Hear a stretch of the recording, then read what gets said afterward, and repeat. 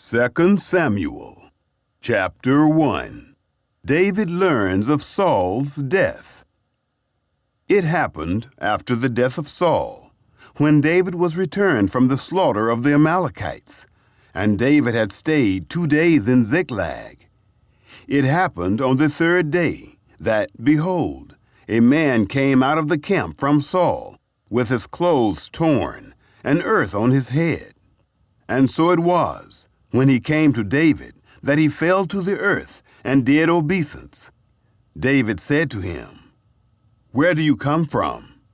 He said to him, "I have escaped out of the camp of Israel."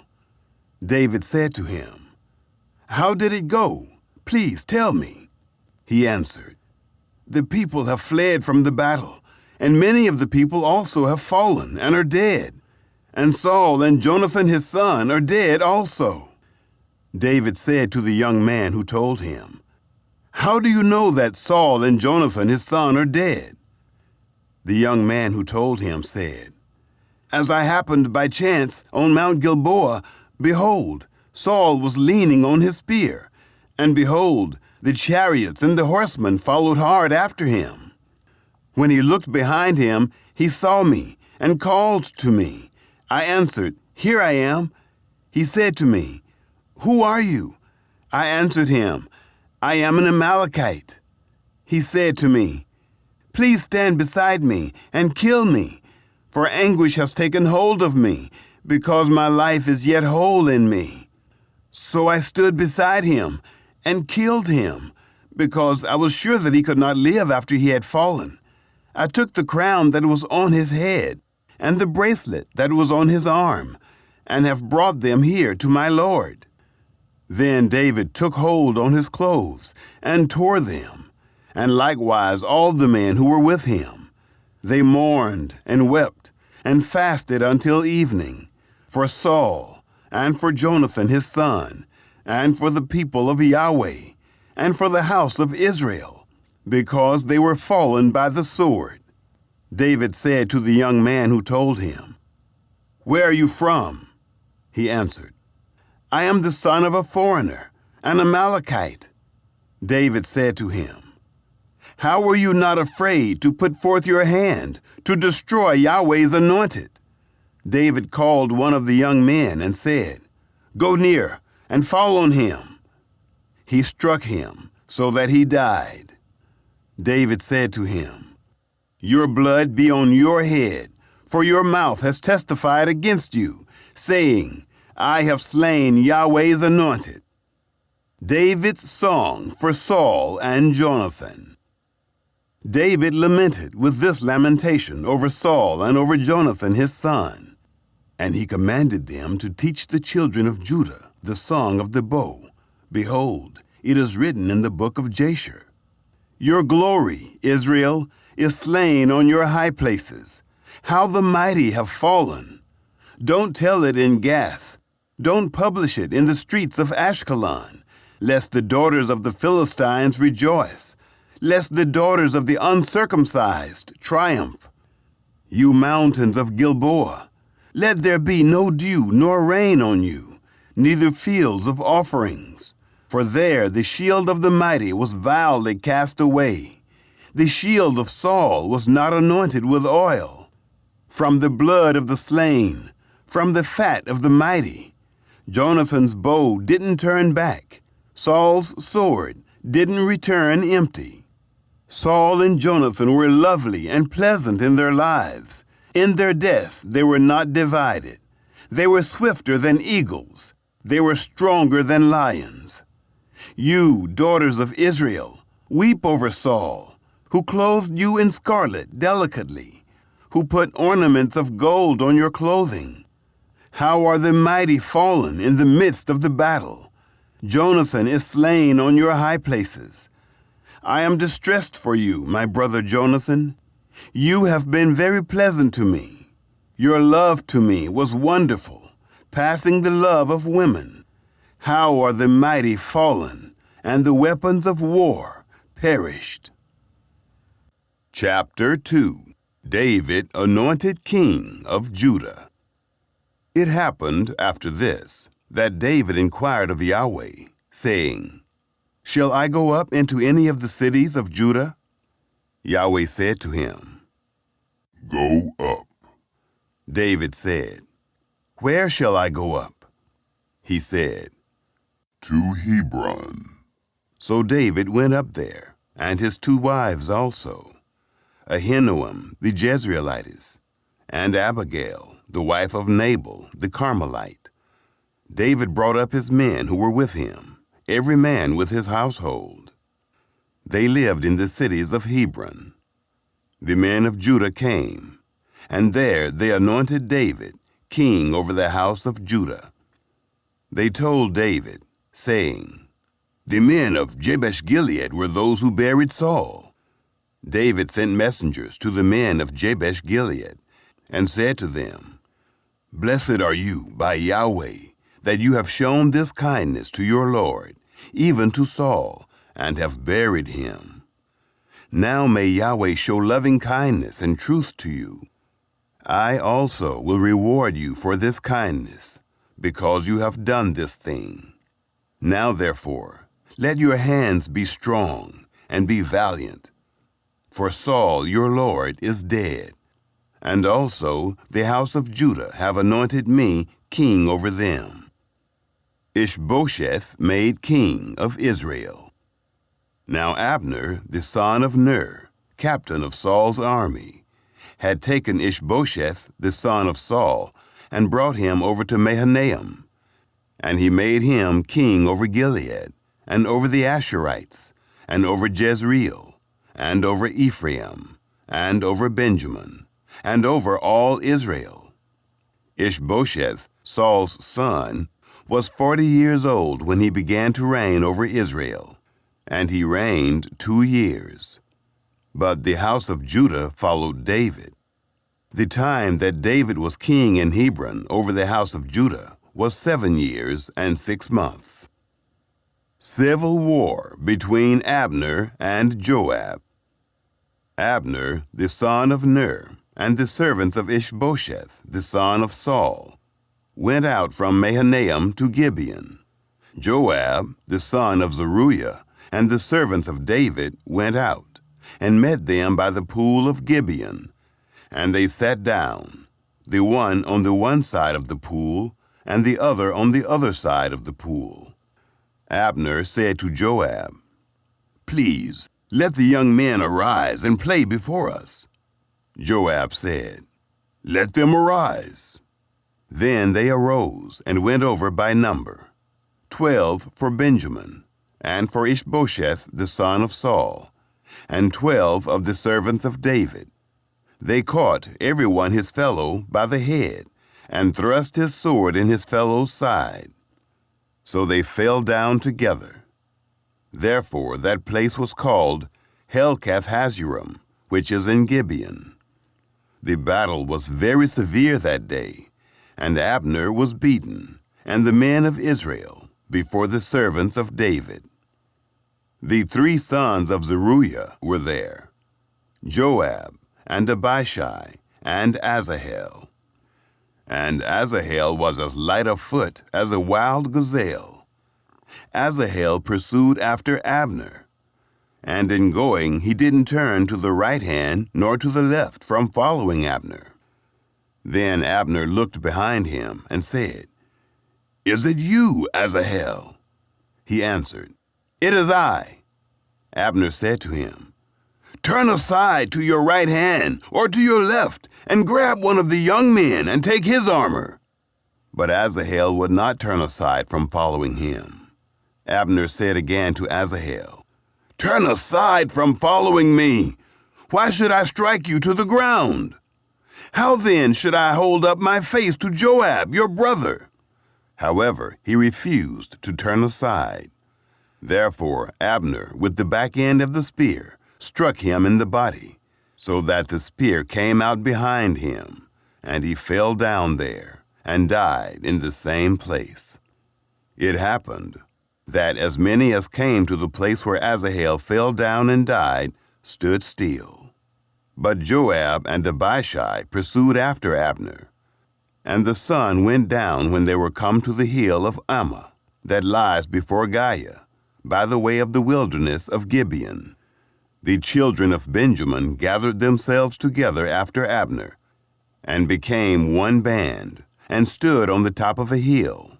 Then Abner called to Joab and said, "Shall the sword devour forever? Don't you know that it will be bitterness in the latter end? How long shall it be then, before you ask the people to return from following their brothers?" Joab said, "As God lives, if you had not spoken, surely then in the morning the people would have gone away, and not each followed his brother." So Joab blew the trumpet, and all the people stood still, and pursued after Israel no more, neither fought they any more. Abner and his men went all that night through the Arabah, and they passed over the Jordan, and went through all Bithron, and came to Mahanaim.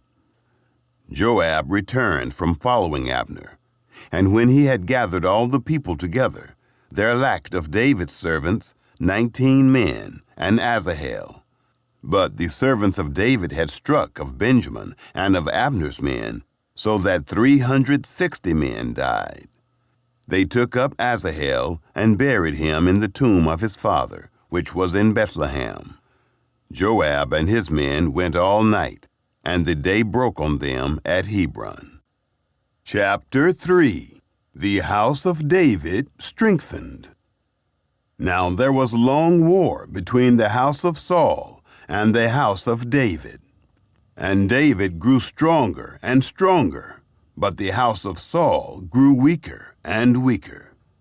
To David were sons born in Hebron, and his firstborn was Amnon, of Ahinoam the Jezreelitess, and his second, Chileab, of Abigail, the wife of Nabal, the Carmelite, and the third, Absalom, the son of Maacah, the daughter of Talmai, king of Geshur, and the fourth, Adonijah, the son of Haggith, and the fifth, Shephatiah, the son of Abidal, and the sixth, Ithream, of Eglah, David's wife. These were born to David in Hebron. Abner joins David. It happened, while there was war between the house of Saul and the house of David, that Abner made himself strong in the house of Saul. Now Saul had a concubine, whose name was Rizpah, the daughter of Aiah. And Ishbosheth said to Abner, "Why have you gone in to my father's concubine?" Then was Abner very angry for the words of Ishbosheth, and said, "Am I a dog's head that belongs to Judah? Today I show kindness to the house of Saul your father, to his brothers, and to his friends, and have not delivered you into the hand of David. And yet you charge me this day with a fault concerning this woman. God do so to Abner, and more also, if, as Yahweh has sworn to David, I don't do even so to him, to transfer the kingdom from the house of Saul, and to set up the throne of David over Israel and over Judah, from Dan even to Beersheba." He could not answer Abner another word, because he feared him. Abner sent messengers to David on his behalf, saying, "Whose is the land?" And saying, "Make your alliance with me, and behold, my hand shall be with you, to bring all Israel around to you." He said, "Good, I will make a treaty with you, but one thing I require of you. That is, you shall not see my face, unless you first bring Michal, Saul's daughter, when you come to see my face."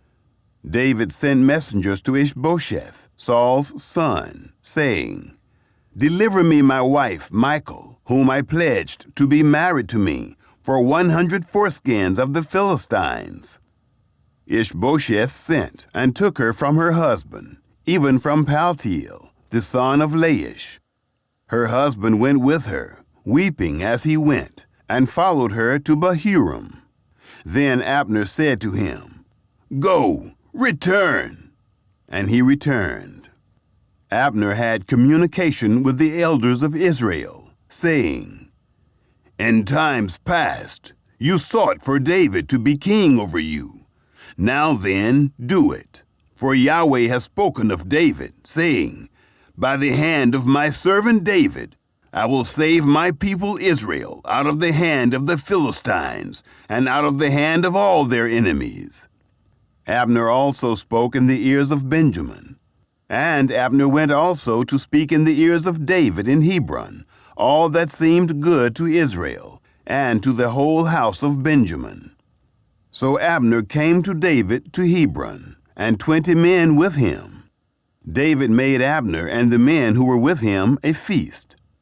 Abner said to David, "I will arise and go, and will gather all Israel to my lord the king, that they may make a covenant with you, and that you may reign over all that your soul desires." David sent Abner away, and he went in peace. Joab murders Abner. Behold, the servants of David and Joab came from a foray, and brought in a great spoil with them. But Abner was not with David in Hebron, for he had sent him away, and he was gone in peace. When Joab and all the army who was with him had come, they told Joab, saying, "Abner the son of Ner came to the king, and he has sent him away, and he is gone in peace." Then Joab came to the king and said, "What have you done? Behold, Abner came to you. Why is it that you have sent him away, and he is quite gone?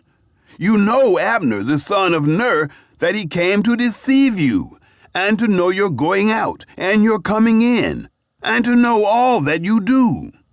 When Joab had come out from David, he sent messengers after Abner, and they brought him back from the well of Sirah. But David didn't know it. When Abner was returned to Hebron, Joab took him aside into the midst of the gate to speak with him quietly, and struck him there in the body, so that he died, for the blood of Asahel, his brother. Afterward, when David heard it, he said, "I and my kingdom are guiltless before Yahweh forever of the blood of Abner, the son of Ner. Let it fall on the head of Joab and on all his father's house. Let there not fail from the house of Joab one who has an issue, or who is a leper, or who leans on a staff, or who falls by the sword, or who lacks bread." So Joab and Abishai, his brother, killed Abner, because he had killed their brother Asahel at Gibeon in the battle. David mourns for Abner. David said to Joab and to all the people who were with him, "Tear your clothes and clothe yourselves with sackcloth, and mourn before Abner." King David followed the bier. They buried Abner in Hebron, and the king lifted up his voice and wept at the grave of Abner, and all the people wept. The king lamented for Abner and said, "Should Abner die as a fool dies? Your hands were not bound, nor your feet put into fetters. As a man falls before the children of iniquity, so you fell." All the people wept again over him. All the people came to cause David to eat bread while it was yet day. But David swore, saying, "God, do so to me, and more also, if I taste bread, or anything else, until the sun goes down." All the people took notice of it, and it pleased them, as whatever the king did pleased all the people. So all the people and all Israel understood that day that it was not of the king to kill Abner, the son of Ner. The king said to his servants, "Don't you know that there a prince and a great man has fallen this day in Israel? I am this day weak, though anointed king, and these men, the sons of Zeruiah, are too hard for me. May Yahweh reward the evildoer according to his wickedness." Chapter 4. The Murder of Ishbosheth. When Ishbosheth, Saul's son, heard that Abner was dead in Hebron, his hands became feeble, and all the Israelites were troubled. Ishbosheth, Saul's son, had 2 men who were captains of bands. The name of the one was Baanah, and the name of the other Rechab, the sons of Rimmon the Beerothite, of the children of Benjamin. For Beeroth also is reckoned to Benjamin. And the Beerothites fled to Gittaim, and have lived as foreigners there until this day. Now Jonathan, Saul's son, had a son who was lame of his feet. He was 5 years old when the news came of Saul and Jonathan out of Jezreel. And his nurse took him up and fled. And it happened, as she made haste to flee, that he fell and became lame. His name was Mephibosheth. The sons of Rimmon the Beerothite, Rechab and Baanah, went and came about the heat of the day to the house of Ishbosheth, as he took his rest at noon. They came there into the midst of the house, as though they would have fetched wheat, and they struck him in the body. And Rechab and Baanah his brother escaped. Now when they came into the house, as he lay on his bed in his bedroom, they struck him and killed him and beheaded him, and took his head and went by the way of the Arabah all night. They brought the head of Ishbosheth to David, to Hebron, and said to the king, Behold, the head of Ishbosheth, the son of Saul, your enemy, who sought your life. Yahweh has avenged my lord the king this day of Saul and of his seed. David kills the murderers. David answered Rechab and Baanah his brother, the sons of Rimmon the Beerothite, and said to them, As Yahweh lives, who has redeemed my soul out of all adversity, when someone told me, Behold, Saul is dead, thinking to have brought good news, I took hold of him and killed him in Ziklag, which was the reward I gave him for his news. How much more, when wicked men have slain a righteous person in his own house, on his bed, shall I not now require his blood of your hand and take you away from the earth? David commanded his young men, and they killed them, and cut off their hands and their feet, and hanged them up beside the pool in Hebron. But they took the head of Ishbosheth and buried it in the grave of Abner in Hebron. Chapter 5. David anointed king over Israel. Then came all the tribes of Israel to David to Hebron, and spoke, saying, Behold, we are your bone and your flesh. In times past, when Saul was king over us, it was you who led out and brought in Israel. Yahweh said to you, You shall be shepherd of my people Israel, and you shall be prince over Israel. So all the elders of Israel came to the king to Hebron, and King David made a covenant with them in Hebron before Yahweh, and they anointed David king over Israel. David was 30 years old when he began to reign, and he reigned 40 years. In Hebron he reigned over Judah 7 years and 6 months, and in Jerusalem he reigned 33 years over all Israel and Judah. David conquers Jerusalem. The king and his men went to Jerusalem against the Jebusites, the inhabitants of the land, who spoke to David, saying, Unless you take away the blind and the lame, you shall not come in here. Thinking, David can't come in here. Nevertheless, David took the stronghold of Zion. The same is the city of David. David said on that day, Whoever strikes the Jebusites, let him get up to the watercourse and strike the lame and the blind, who are hated by David's soul. Therefore they say, the blind and the lame can't come into the house. David lived in the stronghold and called it the City of David. David built around from Millo and inward. David grew greater and greater, for Yahweh, the God of armies, was with him. Hiram, king of Tyre, sent messengers to David, and cedar trees, and carpenters, and masons, and they built David a house. David's family grows. David perceived that Yahweh had established him king over Israel, and that he had exalted his kingdom for his people Israel's sake. David took him more concubines and wives out of Jerusalem, after he was come from Hebron, and there were yet sons and daughters born to David.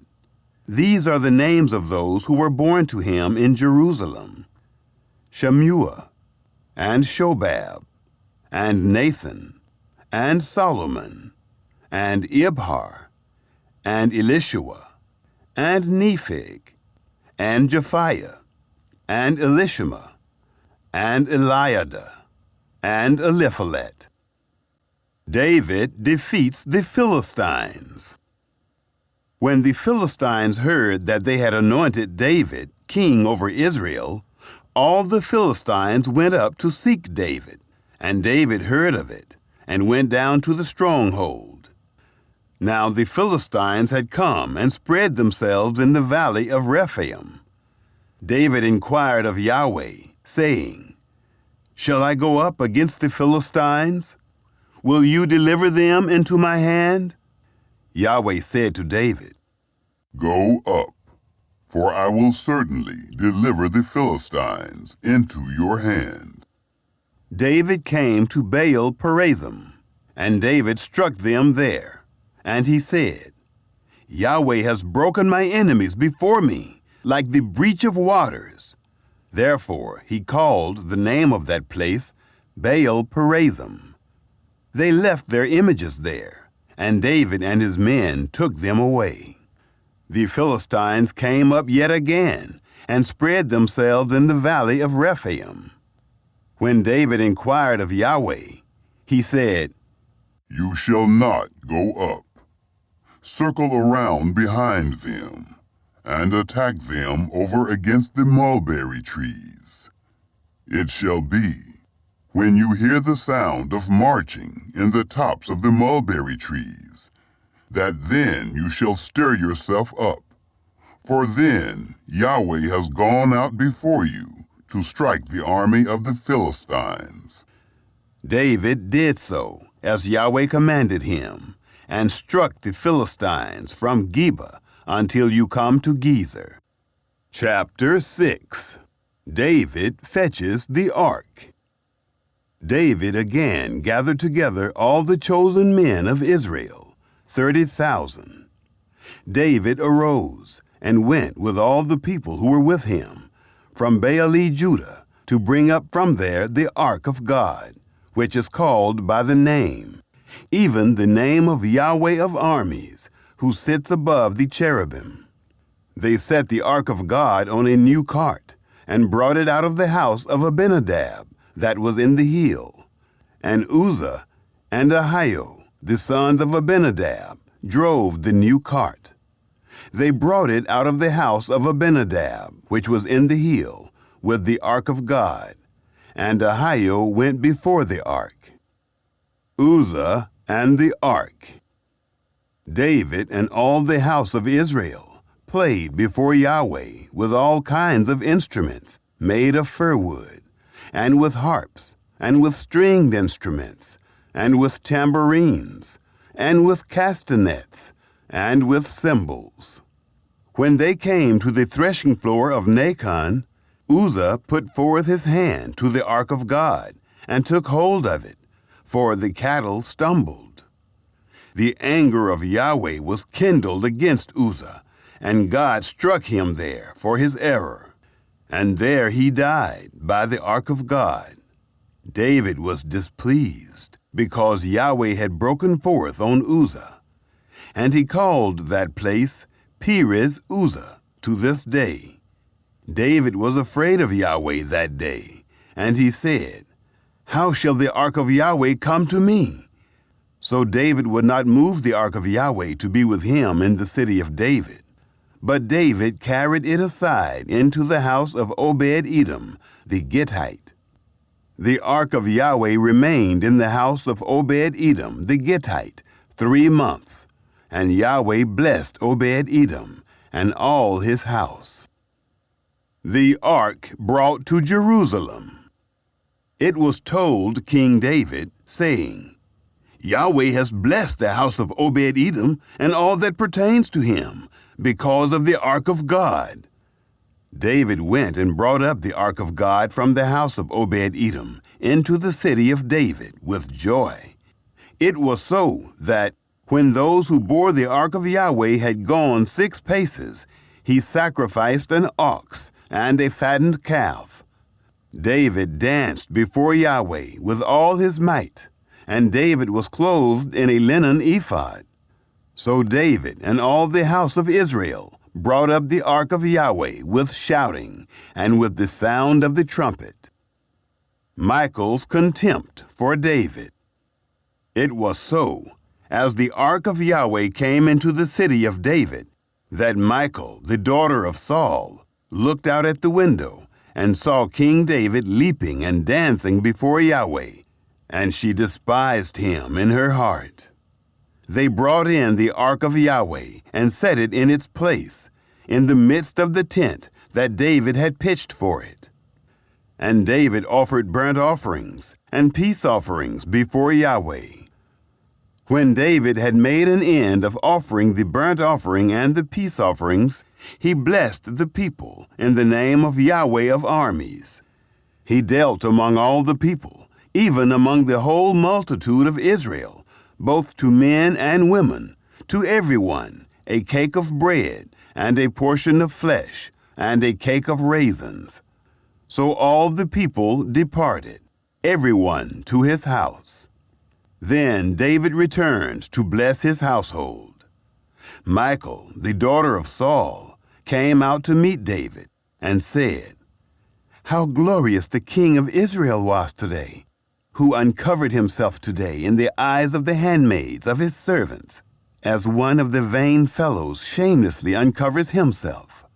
David said to Michal, "It was before Yahweh, who chose me above your father and above all his house, to appoint me prince over the people of Yahweh, over Israel.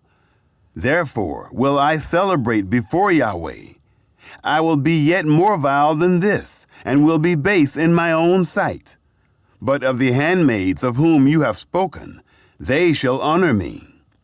Michal, the daughter of Saul, had no child to the day of her death. Chapter 7. David plans a temple. It happened, when the king lived in his house, and Yahweh had given him rest from all his enemies all around, that the king said to Nathan the prophet, "See now, I dwell in a house of cedar, but the ark of God dwells within curtains." Nathan said to the king, "Go, do all that is in your heart, for Yahweh is with you." God's covenant with David.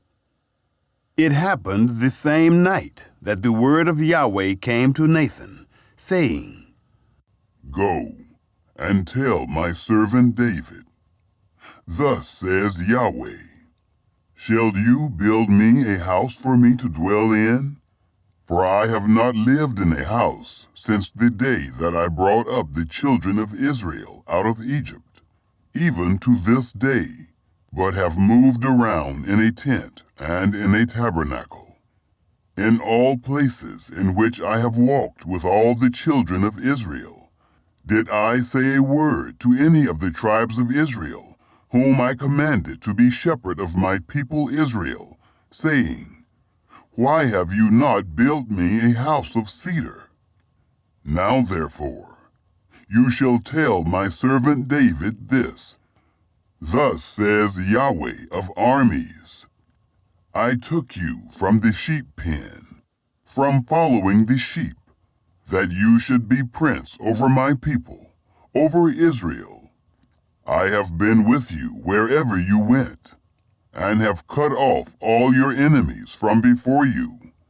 I will make you a great name, like the name of the great ones who are in the earth. I will appoint a place for my people Israel, and will plant them, that they may dwell in their own place, and be moved no more. Neither shall the children of wickedness afflict them any more, as at the first, and as from the day that I commanded judges to be over my people Israel. I will cause you to rest from all your enemies. Moreover, Yahweh tells you that Yahweh will make you a house. When your days are fulfilled, and you shall sleep with your fathers, I will set up your seed after you, who shall proceed out of your bowels, and I will establish his kingdom. He shall build a house for my name, and I will establish the throne of his kingdom forever. I will be his father, and he shall be my son. If he commits iniquity, I will chasten him with the rod of men, and with the stripes of the children of men. But my loving kindness shall not depart from him, as I took it from Saul, whom I put away before you. Your house and your kingdom shall be made sure forever before you. Your throne shall be established forever. According to all these words, and according to all this vision, so Nathan spoke to David. David's prayer of thanksgiving. Then David the king went in and sat before Yahweh, and he said, Who am I, Lord Yahweh, and what is my house, that you have brought me thus far? This was yet a small thing in your eyes, Lord Yahweh, but you have spoken also of your servant's house for a great while to come, and this after the way of men, Lord Yahweh. What more can David say to you? For you know your servant, Lord Yahweh. For your word's sake, and according to your own heart, you have worked all this greatness, to make your servant know it. Therefore, you are great, Yahweh God, for there is none like you, neither is there any God besides you, according to all that we have heard with our ears. What one nation in the earth is like your people, even like Israel, whom God went to redeem to himself for a people, and to make him a name, and to do great things for you, and awesome things for your land, before your people, whom you redeemed to you out of Egypt, from the nations and their gods.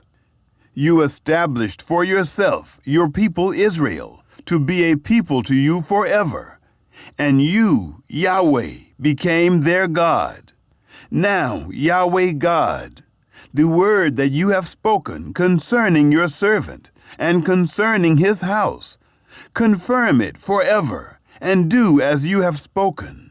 Let your name be magnified forever, saying, Yahweh of armies is God over Israel, and the house of your servant David shall be established before you.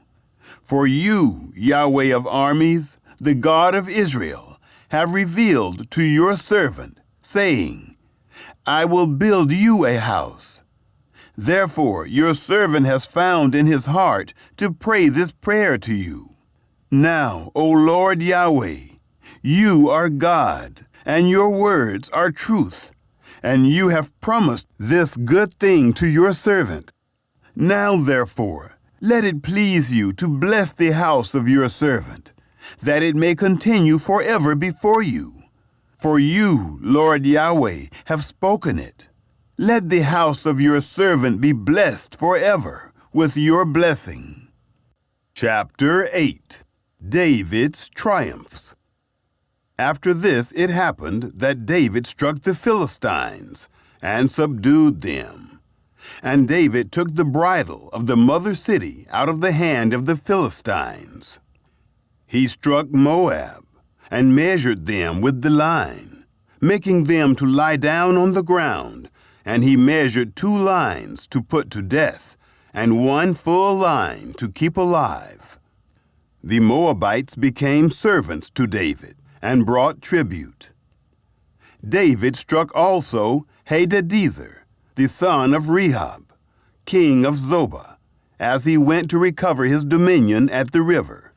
David took from him 1,700 horsemen and 20,000 footmen, and David hamstrung all the chariot horses, but reserved of them for 100 chariots.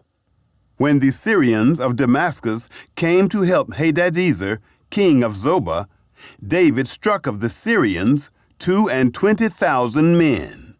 Then David put garrisons in Syria of Damascus, and the Syrians became servants to David and brought tribute. Yahweh gave victory to David wherever he went.